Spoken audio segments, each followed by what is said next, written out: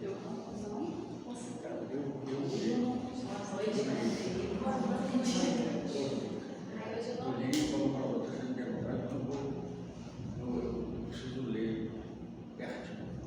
Eu li, mas é tanto difícil. Se eu não tiver, se eu não sentar com um dicionário e buscar, realmente, assim, tem muita coisa, né, que a gente já consegue discernir.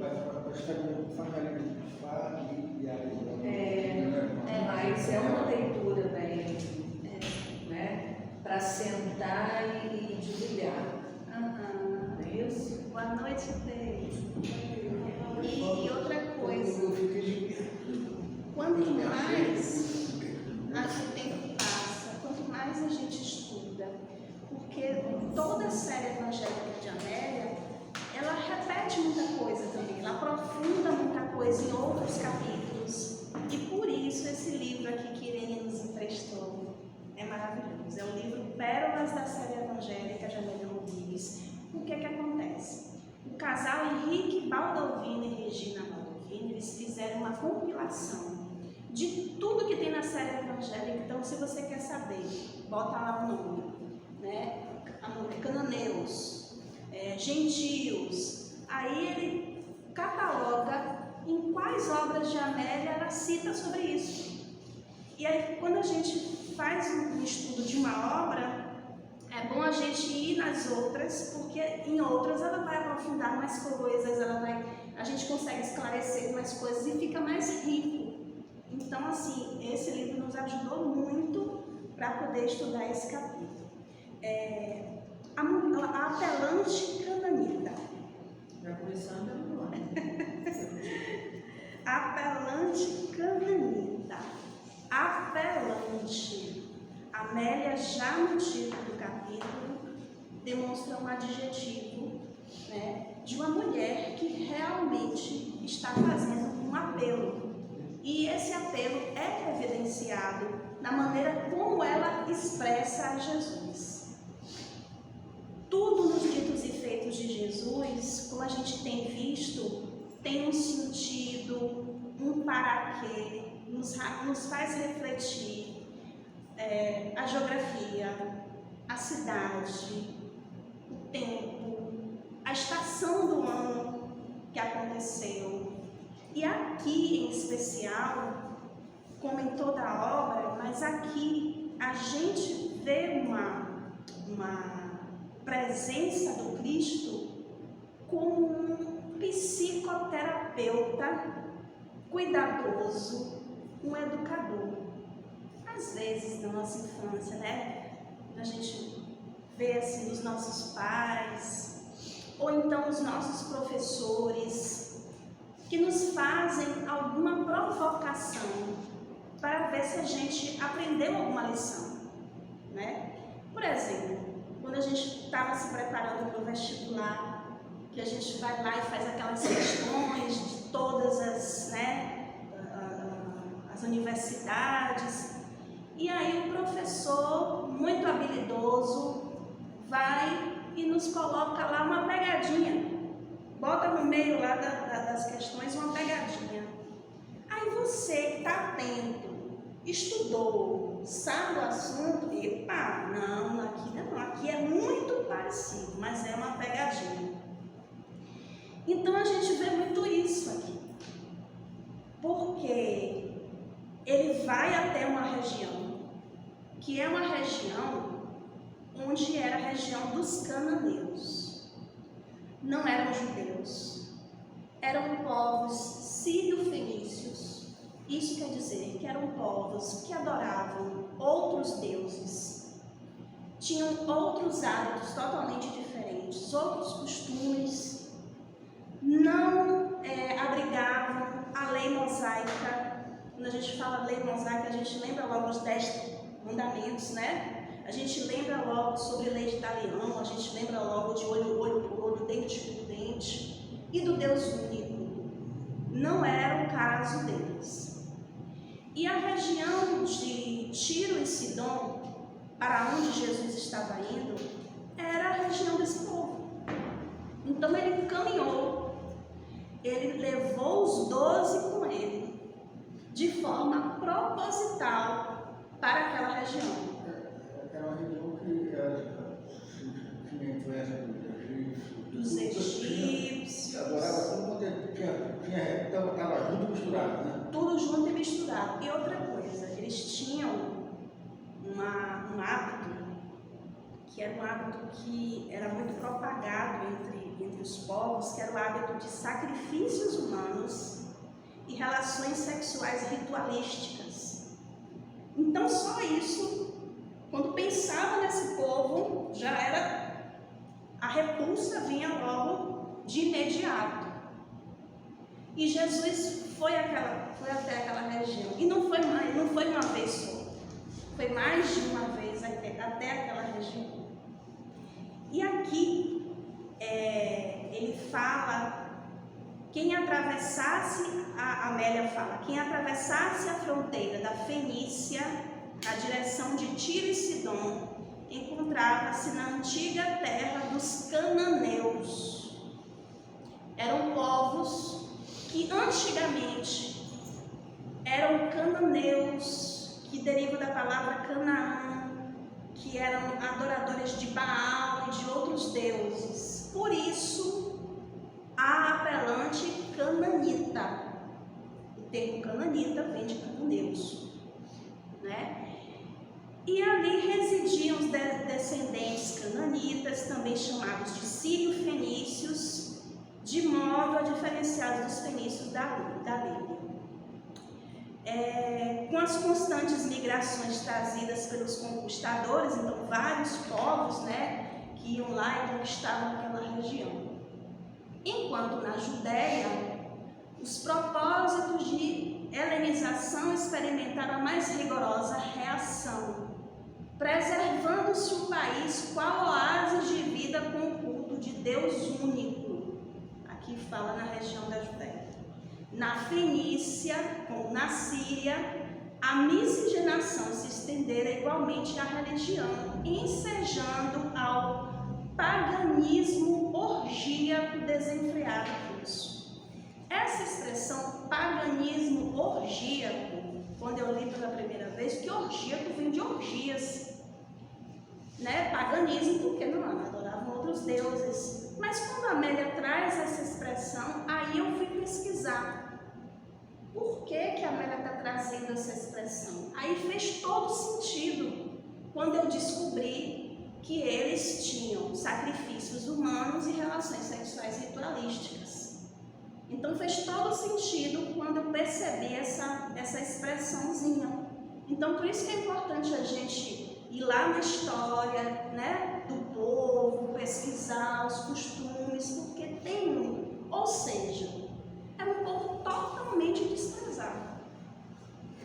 Totalmente. Vamos imaginar que alguma coisa que a gente despreze muito num povo, né? Pense aí um pouco, uma coisa que você despreza muito. Era como eles pensavam nesse povo. Era assim. Ao tempo da universalização dos cultos por decreto imperial de Roma, entre os cananeus já havia uma perfeita assimilação das ideias disseminadas pelas crenças e tabus dos que deambularam pelas suas províncias. Então, assim, Roma, que era o Império Romano, que dominava essas terras, né? Nesse tempo aqui, Roma, ela permitia que os povos dominados permanecessem com as suas crenças, entendeu? Permitia. E aqui a Amélia está dizendo que já havia uma assimilação das ideias, de crenças e tabus dos que andavam pelas províncias. Então são duas cidades daquela região chamadas Tiro e Sidom, que Jesus e os 12 a conhecer eram famosas pela manufatura de artigos de luxo, conhecidas pelas lendas que povoavam a mente ocidental em torno do Oriente. Então, quando a gente pensa de joias, de tapetes, de perfumes, sabe? Tudo isso vinha dessa região. Artigos de luxo daquela época, né? Os templos pagãos, que eram os locais onde eram adorados os deuses, ali esplendiam majestosos entre bosques perfumados. As construções de mármore lavrado se levantavam formosas, destacando-se no panorama da relva verdejante. Interessante aqui, a Amélia traz uma construção, né? Ela situa a gente historicamente para a cidade que vai acontecer o fato que ela vai narrar. Aí ela volta para o contexto de Jesus agora. Os ânimos naqueles dias estavam exaltados. O desatavio das palavras vigorosas do Rabi não permitia equívocos. Seus ensinos eram semente de verdade. Interrogado, respondia com lúcida segurança. Seus conceitos não se coadunavam com as estranhas práticas em voga, nem se subalternizavam às legislações correntes. Instituindo um sentido de direção firme aos que o seguiam, estabeleciam seus comentários o paralelo inevitável entre o farisaísmo e a boa nova. Integérrimo jamais se curvaria à bajulação ou ao despotismo.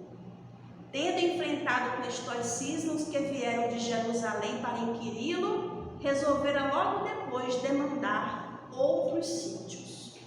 Ou seja, Jesus já estava sendo conhecido, o seu comportamento, né? As suas palavras, a sua autoridade moral, ela já estava sendo evidenciada nesse contexto aqui.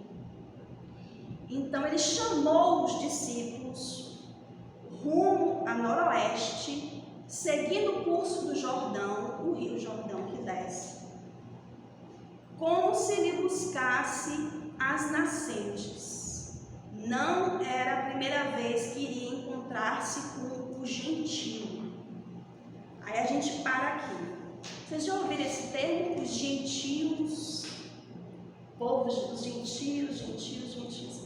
Era uma maneira de dizer. E a Amélia traz aqui, deixa eu ver aqui, os gentios. São os pobladores de impostos?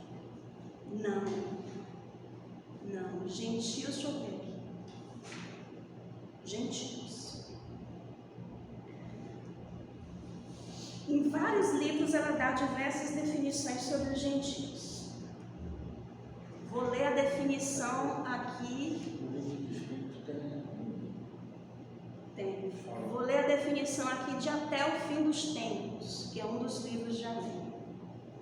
Filhos espúrios do farisaísmo. Os zelotes uniam-se aos fariseus. Não, essa não. É outra. Até o fim dos tempos. Nas diferenças existentes no povo hebreu, havia também a presença dos gentios, que eram todos aqueles não-judeus que vinham de regiões distantes e tentavam mesclar-se nessa sociedade dispar e confusa, tidos como inferiores, porque adoravam estátuas, alimentavam-se de carne proibida, nunca seguiam as prescrições da lei a respeito do sábado, que desconsideravam, entregando-se à luxúria e extravagância, como alguns deles também faziam, e eram os seus carniceiros dominadores. Eles viviam em Tiro e Sidom, provinham do Egito e de outras regiões da Ásia, com seus dialetos e costumes odiertos, os gregos de todas as matizes, os perversos romanos, abrangendo a imensa faixa de terra, desde a Síria até é bom. Então, assim, esse povo lá de Tiro e Sidom, de certa forma, eles entravam pelo território de Israel. Eles conviviam nas cidades, mas eles tinham um costume completamente diferente. Entenderam? Então, eles excluídos. Fazia de um tudo que eles não gostavam, de um tudo que eles abominavam. Então, gentios era esse povo. É como se o termo gentios fosse assim, como é que a gente pode dar um apelido, um adjetivo para o povo que, inclusive, os cananeus faziam parte dos gentios, do povo gentio. É todos que não eram, que os não-judeus eram considerados gentios. Inclusive a Paulo, que ficou incumbido de levar todo o ensinamento de Jesus para os gentios. Para os gentios. Então a mensagem de Jesus, ela vai perpetuar, né? E aí a questão de Paulo é como se fosse perpetuando, abrangendo, então entendendo os gentios como se fosse o mundo todo. Nós, tá? Nós.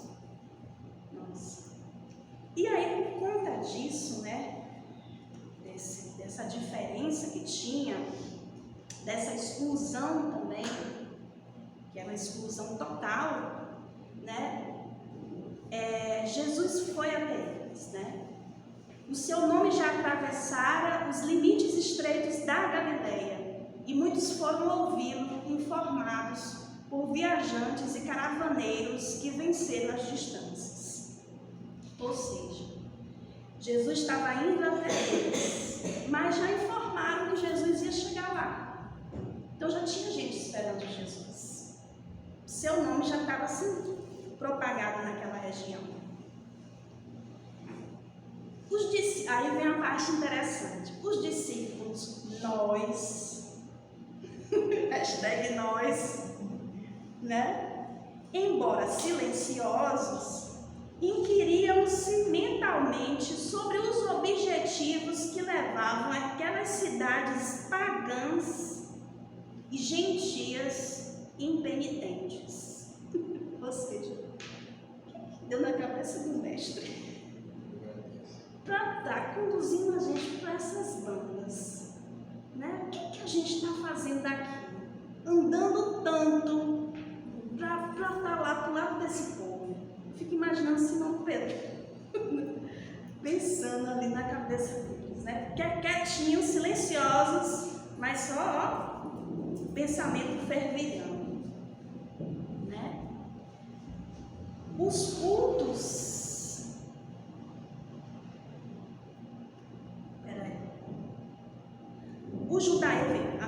O judaísmo era a revelação, e o mestre representava a resposta de Deus aos aflitos apelos dos homens. Sabiam. Seria justo que se mesclassem aos desafortunados adoradores de ídolos.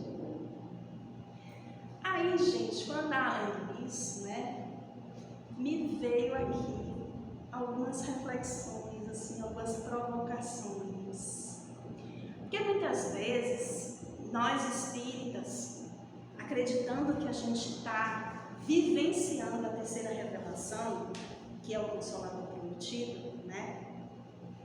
E que é o futuro das religiões, enfim, que é algo extremamente libertador, que é Jesus voltando, às vezes a gente fica com o narizinho em pé para as outras religiões, para as outras manifestações de fé, para as outras crenças, acreditando que Jesus só estava sendo espírito. Aí a gente vê outras práticas de outras religiões, né, acreditando que nos seus cultos os espíritos de luz não estão, né? A gente vê religiões de matrizes africanas com as suas práticas, de povos que foram escravizados, nossos ancestrais, e que tem muito pouco tempo na história do Brasil. O regime de escravidão de povos tem muito pouco tempo. Então a gente ainda reverbera, né, um karma coletivo de grandes proporções. E por isso, o nosso racismo, ele ainda é latente e estrutural. Então, quando a gente vê práticas de matriz africana, imediatamente a gente pensa, feitiço, bozó, Mas uma Encruzilhada. pessoa que é espírita, que estudou, o espírito que estuda, que se informou, porque o conhecimento espírita, ele não deixa a gente ter esse tipo de visão. Ah, não? Não. Será? Como uma pessoa que tem conhecimento espírita. Será? Eu acho que é do ser humano, não é da doutrina. Mas Qualquer lugar vai ter gente do Isso outro aí é questão moral da pessoa, é caráter da pessoa. o que você está querendo falar aí é o racismo estrutural. É aquilo que a gente não percebe. É que a gente acha que a doutrina espírita vai ser o futuro. Cara, não sei o que vai ser o futuro. Não, Fábio. Não, vai ser Não, válido. não, Vai olha só. ser válido. Olha só. Hoje você Olha só. chegar no centro de macumba, por exemplo. Cara. Mas trabalho, não tem espírito de guru lá ajudando as pessoas? Claro que eu tem. falo assim, eu acho que o destino, lógico, eu consigo enxergar e busco muito enxergar a doutrina espírita nas outras religiões, que está ali dentro.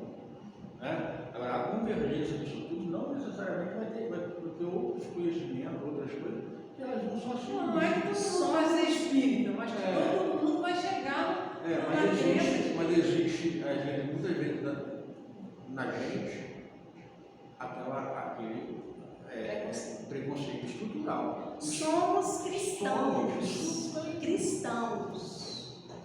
E a denominação de cristão é muito ampla. Somos espíritas cristãos. Mas cristãos também estão em outras religiões. Né? E a gente precisa entender isso. Às vezes, eu estou falando aqui coisa que parece óbvia desse. Mas o óbvio, às vezes, precisa ser lembrado, sabe? Eu me pego pra caramba.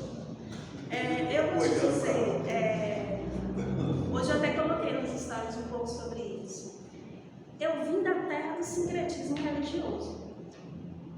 Eu vim da terra que a gente está lá numa missa para Santa Bárbara e dentro da igreja, junto com o padre, vocês estão com baianas, reverenciando Iansã.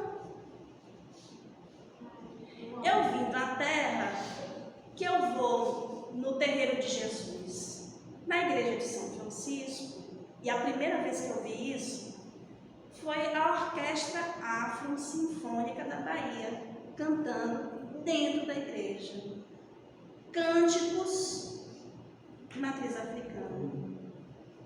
A coisa mais linda do mundo.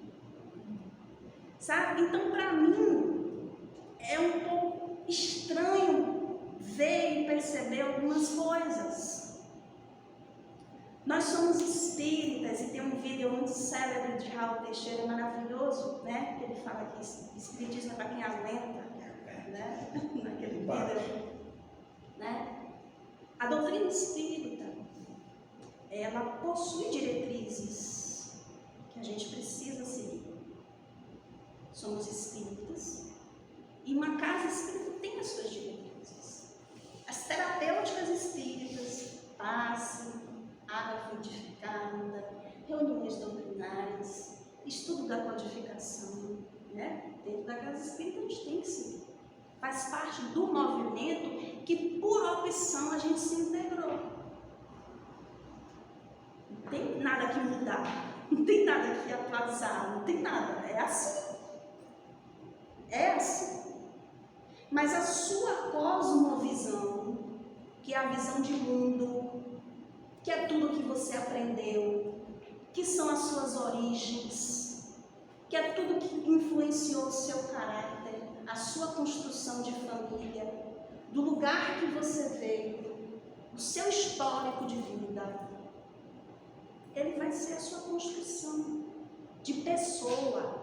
Então, aí você fala, você me lembra muito bem. Quando eu era criança, eu não entendia essa construção de separação, essa construção que não era divino. Então eu não gostava de Deus por causa disso. A doutrina espírita me veio, foi humanizar isso, mostrar que não é assim. Tá? É tipo, igual uma grama que está no chão, a gente tem direito de estar vivo e ela também. Nós somos feitos do mesmo material em combinações diferentes. Então isso aí integra o ser humano. Mas o que aconteceria se a gente promovesse aqui um evento ecumênico na casa espírita, como aconteceu no Rio de Janeiro, no Seja Barra, né, onde a Iraci recebeu vários representantes de diversas religiões num evento. A Márcia Frequentava o Seja Barra. O que aconteceria se a gente aqui em Macabu chamasse alguns representantes do Candomblé para falar aqui?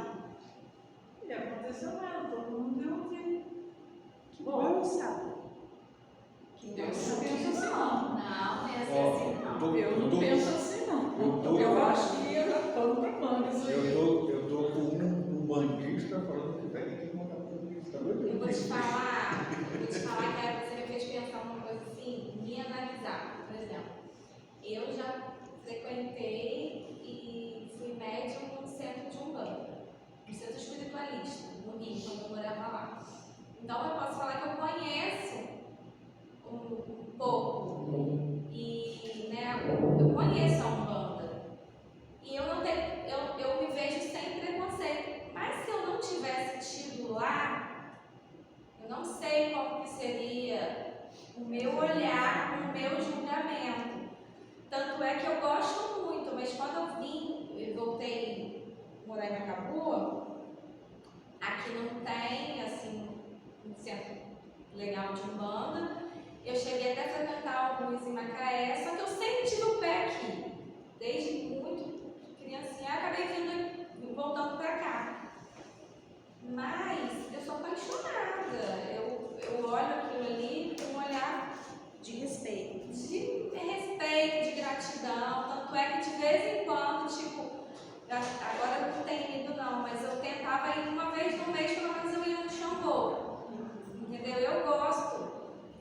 Mas eu tenho esse olhar porque eu vi aquilo ali. E o centro que eu frequentei no Rio, ele já é um centro mais moderno, vamos dizer, que ele exige de você estudar.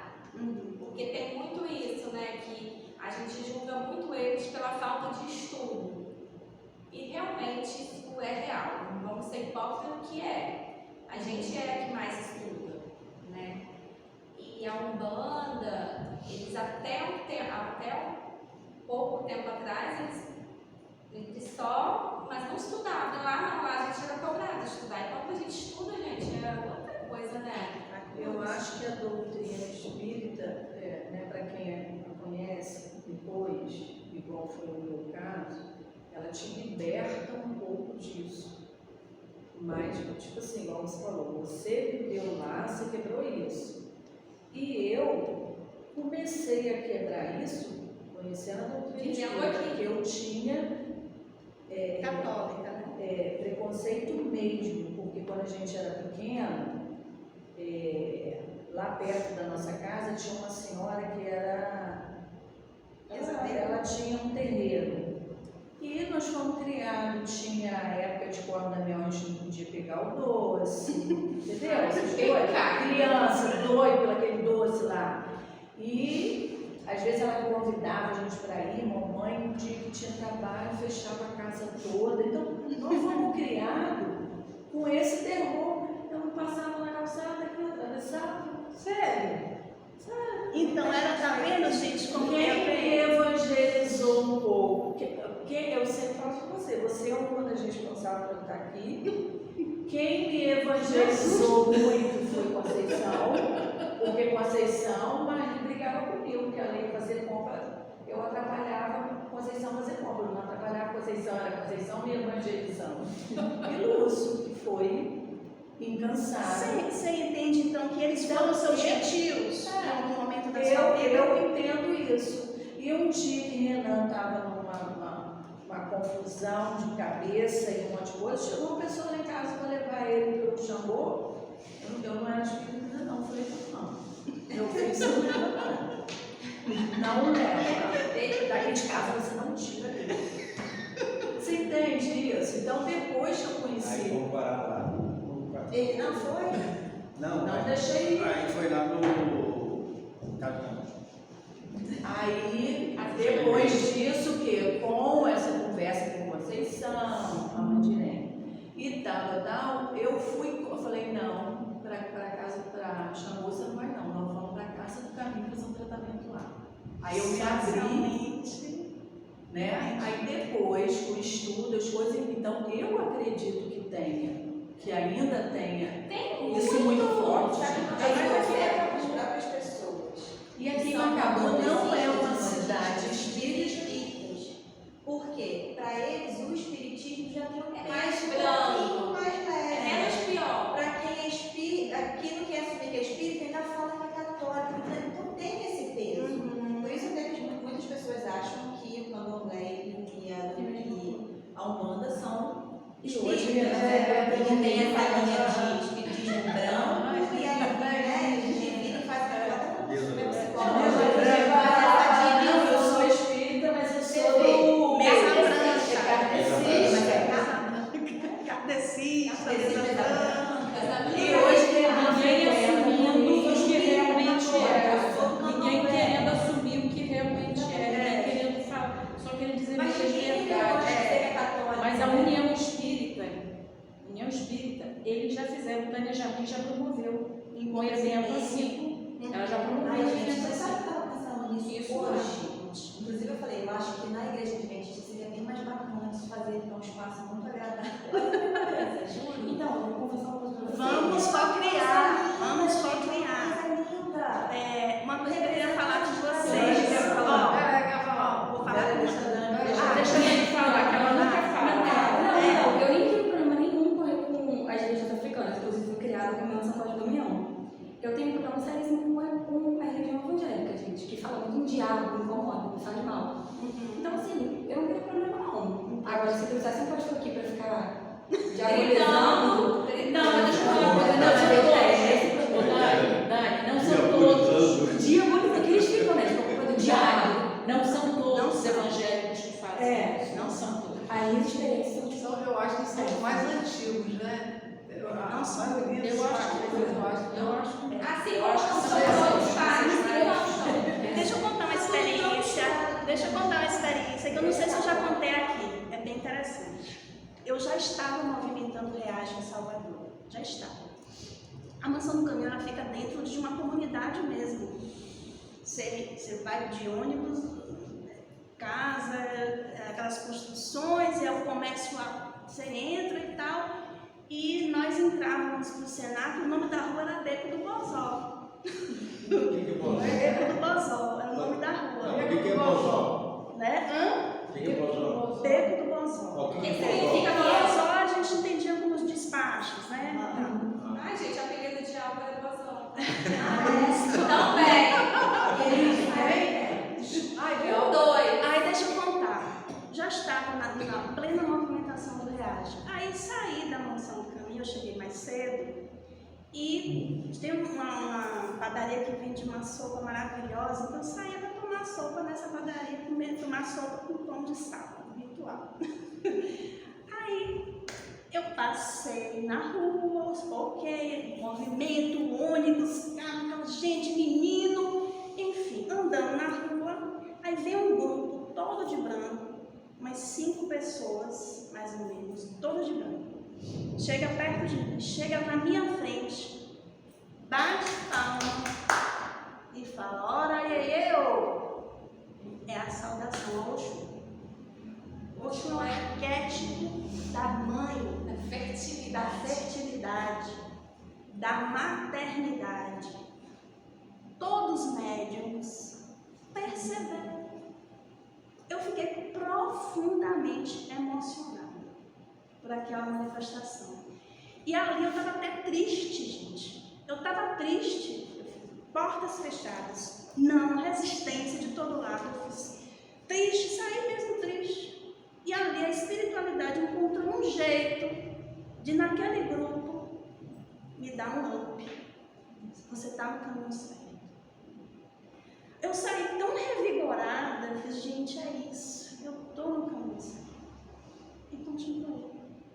Então, assim, dentro do meu contexto e da minha ancestralidade afrodescendente, que eu amo, isso tem muito peso, entende? Tem muito peso. Então, a gente precisa desmistificar muita coisa, né? Precisa ressignificar os nossos gentios. E essa foi a proposta aqui que Jesus fez quando pegou os 12, que somos nós, e levou para a região de Tiro e Sidom. E lá no meio do caminho, né, às portas da cidade, dirigindo-se a Sidom, uma voz aflita se levantou, vendo-os passar e seguindo-os de perto, exclamando: Senhor, filho de Davi, tem piedade de mim, pois que minha filha está miseravelmente possuída de espírito demoníaco. Alguns dos companheiros se voltaram e contemplaram a mulher aflita que rogava socorro. Era, porém, uma estrangeira. Mesmo que fosse descendente de Israel, pois que ela o identificava como filho de Davi, professava naqueles termos religião execrável, abjeta, não lhe deram importância. Não lhe deram importância. Como continuasse o lamento, o apelo em desenfreada algaravia, ela gritava, gente. Ela gritava, ela fazia, né? Alguns se acercaram dele e sugeriram. Olha o que sugere para Jesus. Despede, pois que vem gritando atrás de nós, estugando o passo. Jesus respondeu compassiva à mulher aflita. Vamos analisar a fala de Jesus. Eu não fui enviado, senão as ovelhas perdidas da casa de Israel. Aí a gente fica aqui nessa... Epa, por que Jesus fez isso com ela? Ou seja, não fui enviado ao seu povo. Mas por que ele falou isso para ela? Mas olha o que a Amélia diz antes. Estugando o passo, ele diminui o passo e responde compassivo à mulher aflita. Dotado de compaixão, ele responde isso para ela. A voz era enérgica, embora traindo doçura no timbre e piedade na expressão.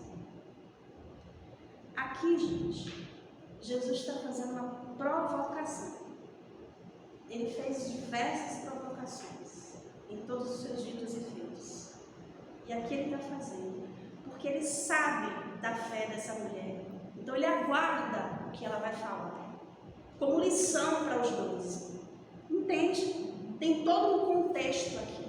Se a gente for levar o pé da letra, que Jesus é esse, né?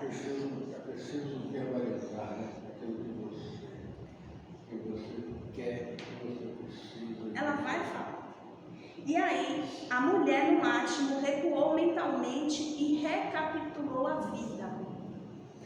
A filha era o seu tesouro, fortuna que lutava por preservar. A desventura tudo lhe tomara ao longo dos anos. Felicidade, esposo, amigo, lutava destemidamente por futuro melhor e nele a filhinha ocupava o centro. Não se recordava de uma falta contra os céus. Refez-se na sua condição de humilde e reconsiderando suplicou: Senhor, socorre-me. O que vocês fariam com uma filha doente, que era tudo que você tem na vida, tudo que sobrou da sua vida, e tudo que você mais ama, e vendo sua filha padecendo um processo obsessivo, perturbação total, sabendo que esse rabi chegava de longe e estaria por ali, você não ia gritar, não? Você não ia fazer bagunça, não? Não, filha, não, Senhor, socorre-me, minha filha, né? Senhor, filho de Davi. Você vai gritar, você vai apelar, né? A dor e a extrema confiança eram-lhe patentes. Agora, Jesus fitou-a demoradamente, como se ponderasse o que lhe iria argumentar. Ele sabia do alto quilate de fé que vitalizava aquele coração. Ele conhecia, ele sabia o que ela ia dizer. Ele sabia o que ela ia dizer, ia servir para eles. Para nós. Para eles não, para nós. Né? Porém, o orgulho israelita e o desprezo que se voltava aos estrangeiros. O orgulho israelita, né? Era aquela coisa, aquele nacionalismo, né? Desprezo que se voltava ao estrangeiro. Então, assim, quando eu falo isso, eu fico tentando fazer um paralelo com a gente. Não, eu sou espírita. Sou espírita. Socialmente é bem aceito, né? Você é estrangeiro, você é de fora. Não é? Eu sou, né? Eu Forasteiro. eu sou de fora. Tudo isso. Está falando em relação aos apóstolos com ela, né? Aham. Que somos o que a gente faz. Existem várias passagens que eu tenho percebido muito, isso tem me causado muita admiração, é entender assim, quando Jesus olha e fica a pessoa. Demoradamente. Assim, ele lê, ele já sabe do que você precisa. E aí, assim, eu tenho por mim. Ele já sabe da fé que você foi e do anjo que você vai ser. Ele sabe da fé, ele sabe de tudo que está se passando, ele sabe, né, do desespero, aí ele fica assim, cara, se joga para mim. E assim, eu tenho na minha vida assim, várias passagens da minha vida que assim, não consigo fazer isso sempre. Mas na hora da grande dor, quando você se ajoga e perde as coisas assim, eu vejo muito acontecer, porque assim é muito claro. Quando você se ajoga. Eu acho que ele espera que a gente peça detalhadamente. Mas É o primeiro passo. O movimento, a gente tem que fazer o movimento de buscar. Pedir e obtereis. Bater Sabe a pessoa que pega e fala assim, não, mas Deus sabe que eu preciso. Não. Ele pode saber o que você precisa, você também tem que saber. Mas você tem que saber. E você sabe o que quer? Você sabe o que quer? Então, eu acho que ele espera pacientemente que você saiba o que você quer e você peça o que você quer para ele. E muitas vezes, quando eu me vi em processo de culpa, né? Ou então de um grande julgamento, ou então de uma grande calúnia, eu pensava, ele me quer. Isso, pastor. Então a certeza de que ele te quer é tão grande. Fulano está falando mal, está fazendo intriga. Ele me quer. E só isso importa. E se todo julgamento que fazem, né, ao nosso respeito, a maneira como somos julgados, se for verdade isso, se realmente for real o julgamento que fazem da gente, Jesus, a quem ele escolheu para estar próximo, a quem ele veio resgatar, a quem ele quis dar amor, justamente aqueles que estão. Os sãos não precisam de médico. Tanto que a gente está aqui hoje, né? Você acha que a gente não. Eu, por exemplo, não vim porque eu tinha filho. Eu vim porque eu estava lá na poção, no fundão. Entendeu? Aí eu não vim buscar Jesus. Eu vim conhecer Deus. Entendeu isso? Então só fiquei de bem com Deus depois que eu conheci o Espírito. Jesus era uma coisa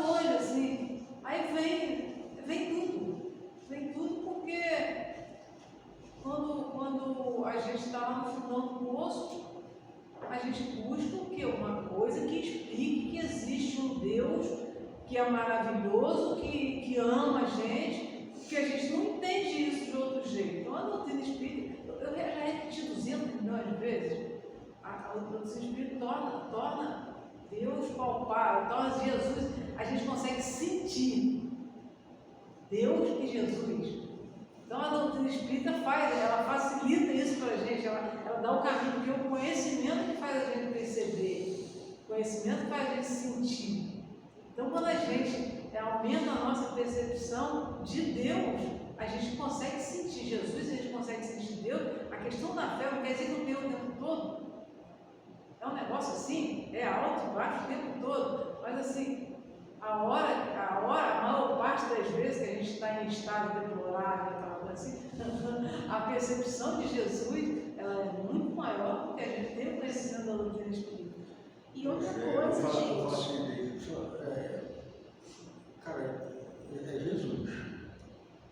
Tudo, Jesus, como é que eu posso dizer? A questão moral do Cristo, ela é única, ela não tem divergência entre as religiões.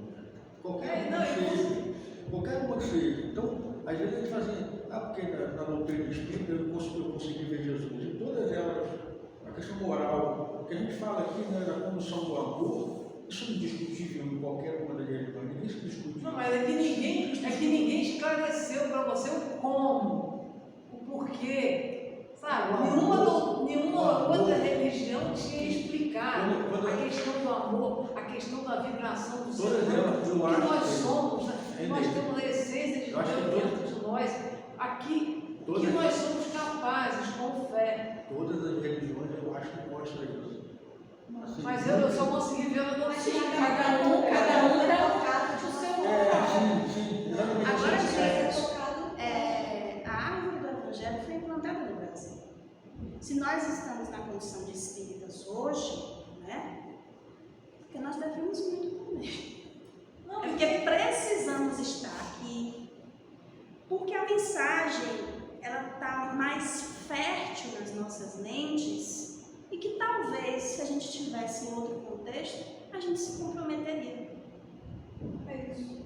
Não, e hoje em dia, Nossa, eu a consigo doutrina ver uma espírita, coisa. ela é muito nova.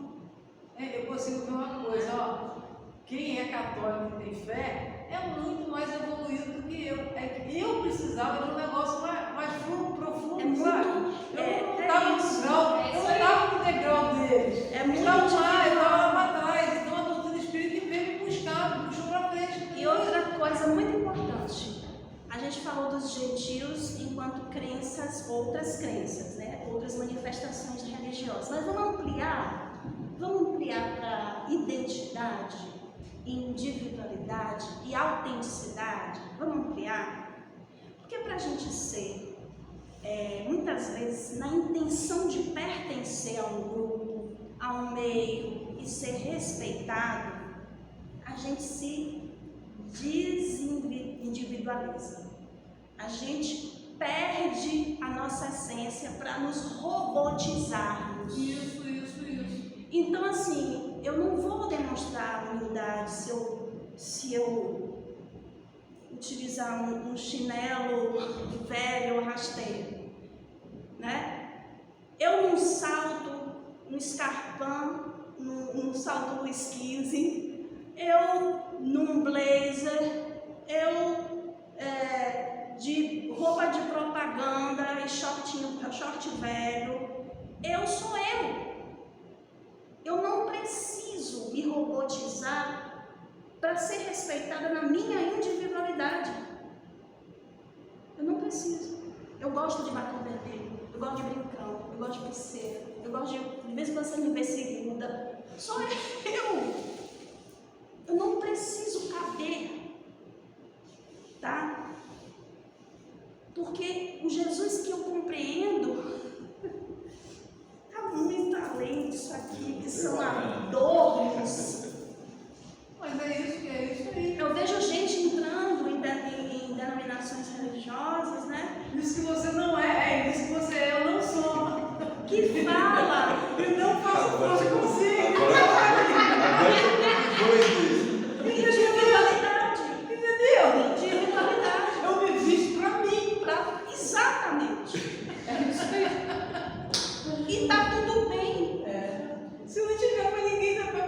Agora, para eu entrar numa denominação religiosa, eu tenho que mudar minha forma de falar.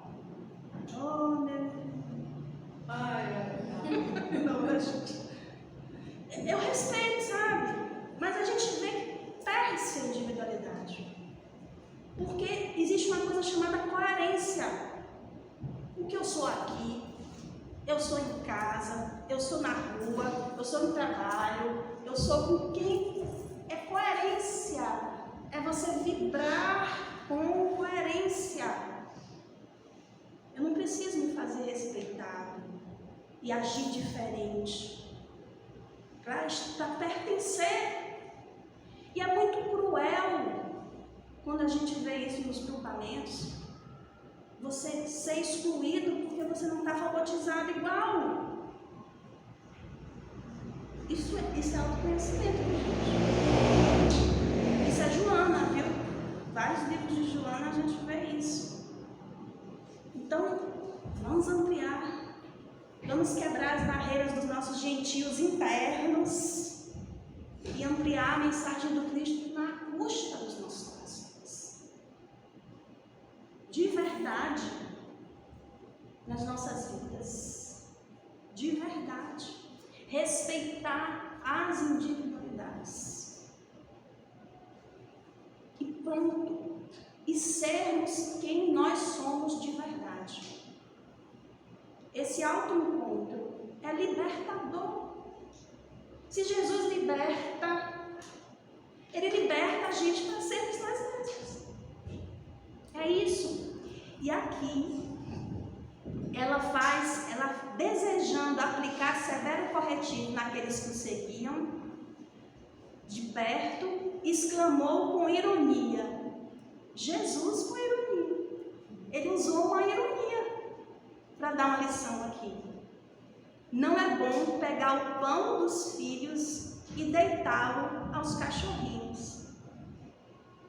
Ele falou com ironia, provocando os 12. Você acha que Jesus ia falar assim, né? Pensar assim dessa maneira? Esperando o que ela vai dizer. Olha o que ela diz. Aí ele diz, cães eram aqueles que não participavam da eleição israelense. A expressão cachorrinho soava como densa admoestação. A imagem forte falava com si mesma. A cananeia entendeu que a sua condição não lhe ensejaria outra oportunidade, sofria e resignava-se. Vencendo a si mesma e dominada pelo amor material, retrucou confiada. Sim, Senhor, mas também os cachorrinhos comem das migalhas que caem da mesa dos seus senhores. Que é a maior demonstração de humildade do que essa, gente? Dessa mulher.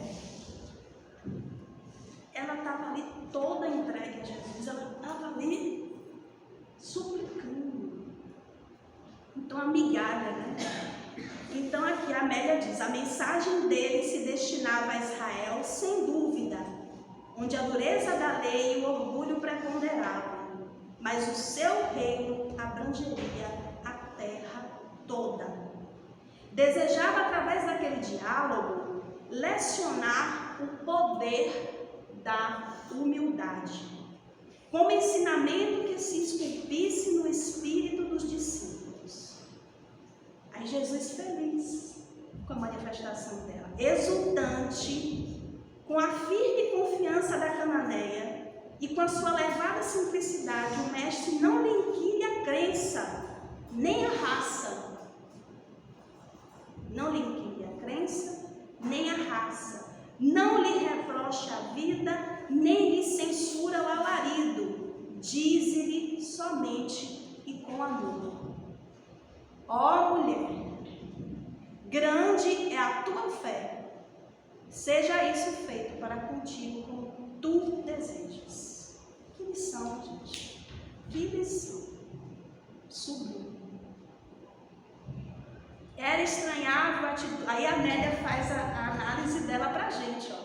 Era estranhável a atitude inicial do justo, ignorando a aflição de quem lhe rogava socorro. Naquele gesto de aparente indiferença, ele anelava tocar o coração dos amigos que todavia não intercederam a favor da sofredora. Hábito infeliz, a pareciam cultivar. A doçura, porém, a fraqueza e a desproteção daquela mãe tocaram o Senhor. Exalando misericórdia, o Rabi, à distância, expulsou o espírito obsessor da jovem mediunizada em processo de longo curso e prosseguir em perpétuo. O exemplo que também se encontra na cura à distância dispensada ao filho do centurião é alimento para todos os povos, para todos os homens no futuro. A Amélia fala do filho do centurião. Eu não me lembro onde está essa passagem, mas a cura do servo do centurião, eu me lembro que é aquela famosa cura. Quando você chegar lá, você vai ver Onde ele fala, né? Que o servo, o centurião, chegou até Jesus, dizendo: Senhor, eu sei que não sou digno, né, de que entreis em minha morada, mas meu servo, que eu estimo muito, como um doente, né? Eu sei que assim como eu, que dirijo, né, que coordeno muitos homens, eu sei que se o Senhor disser, daí de onde o Senhor está, né, que ele pode ser curado, né, como eu poderia, isso vai acontecer. Ou seja, Jesus não precisava ir lá. E era um romano. É tudo uma questão de fé. É a prece de Caicas que fala assim: uma faísca do vosso amor para lá na terra, né? Então, quando ela falou das migalhas que caem, né, da mesa, será que são grandes? Ela falou dessa migalha de Jesus, uma faísca do amor dele, uma faísca podia curar. Essa era a fé. E aí ele diz para o servo, né, para o centurião, né, nunca vi tamanha fé em Israel. Né? Então assim foi um exemplo semelhante da perante caminho, né? Aí as palavras fortes e a vivência austera de Jesus penetrariam as multidões de todas as épocas não felicitadas como Israel pela sua presença. Os judeus, no entanto, que o não receberam, por sua vez, experimentariam longas etapas de provação rudes, como efeito próprio da insanidade, né? Aí eu fiquei a refletir. O que aconteceu com o povo judeu ao longo dos tempos, gente? Eu estava pensando nisso agora. Exatamente. O que foi que aconteceu na história da humanidade com o povo judeu? O que até hoje acontece. E que até hoje acontece, que foi muito severo. Assim, pensando, né, em todo o contexto de tudo que aconteceu lá atrás nessa história aqui, sempre foi um povo muito preso ao orgulho, né? São muito orgulhosos, muito exaltados, que acham que tem conhecimentos, que detêm do conhecimento de tudo. Eles Então, acham que são escolhidos, né? Então, de maneira geral, eles estão presos ainda lá. Não que hoje, né, o judaísmo ele já tem um outro olhar, né? A gente pode ver os judeus aqui no Brasil, alguns rabinos, a maneira como eles se colocam, é bem diferente daquela coisa muito exaltada. Mas, no geral, assim, historicamente, eles até hoje, cadê a terra deles? Aquela coisa de estar eternamente procurando a terra. Mas também se o judeu morar no Brasil e pensar igual lá, ele está ferrado.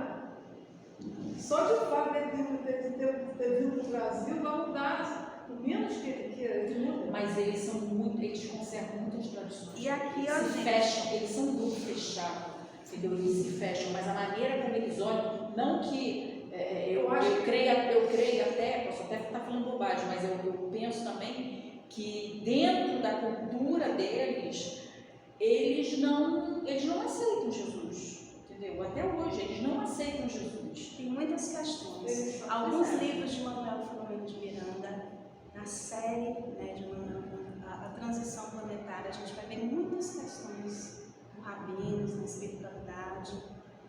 Muito importante ler. Talvez em algum momento a gente faça esse estudo. É um estudo muito interessante, que é a série Transição Planetária, que vai do livro Transição Planetária, o título, até no amanhecer, no rumo do mundo de regeneração.